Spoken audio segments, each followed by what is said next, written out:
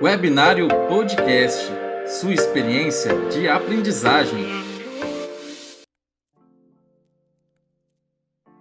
Olá, estudante, seja bem-vindo.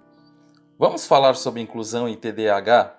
Para falar sobre o tema de hoje, convidamos a Bianca Henschler, formada em Pedagogia e com especializações em Psicopedagogia, Coordenação Escolar e Supervisão Escolar e Docência no Ensino Superior.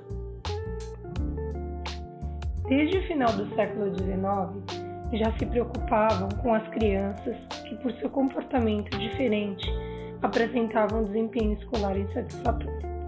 Em 1896, Bunner descreve a instabilidade como uma ruptura do equilíbrio entre impulsos e as inibições.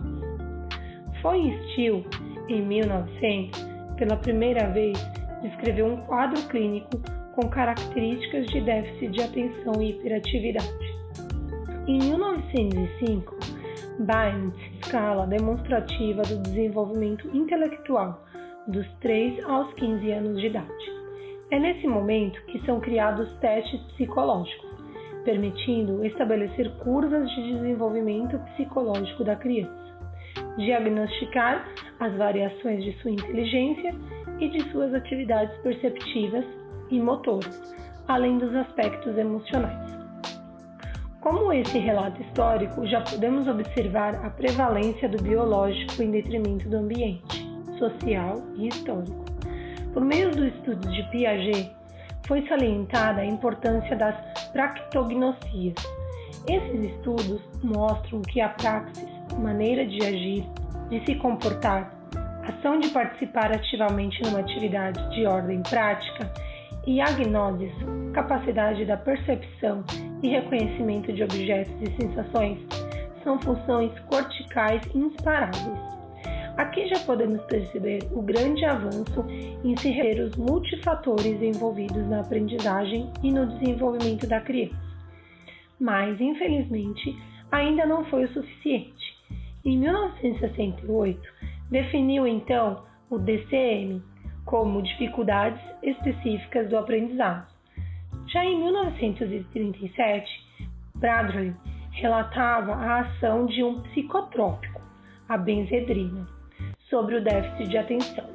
Em 1955, foi sugerido o metilfenidato, um psicoestimulante que até hoje é usado no tratamento de TDAH.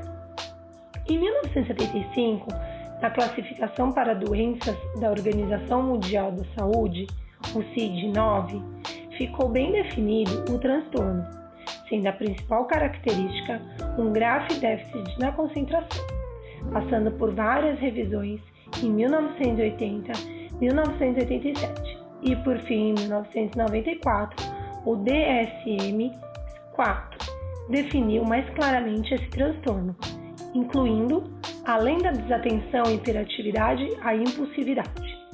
Atualmente, sua definição é de uma doença neurocomportamental, com os sintomas de desatenção, hiperatividade e impulsividade, considerando a característica por um nível inadequado de atenção em relação ao esperado para a idade, o que leva a distúrbios motores, perceptivos, cognitivos e comportamentais.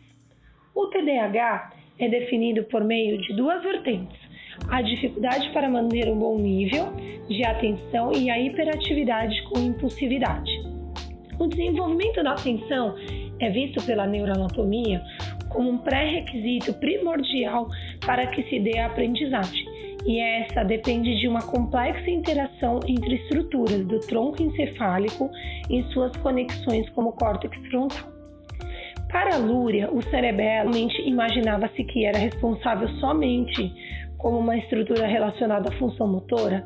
Atualmente é admitido como participante também sobre os processos de mudança de foco da atenção, manutenção da mesma, aprendizagem e linguagem e outras funções consideradas superiores, chamando de primeira unidade funcional de Luria.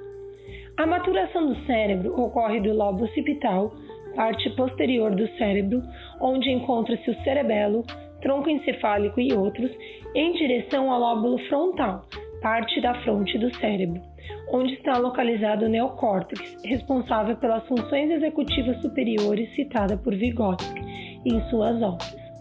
Outras funções também estão localizadas nos lóbulos frontais, tais como o controle do humor, dos impulsos e o gerenciamento de todas as situações que envolvem a relação entre a pessoa e o ambiente.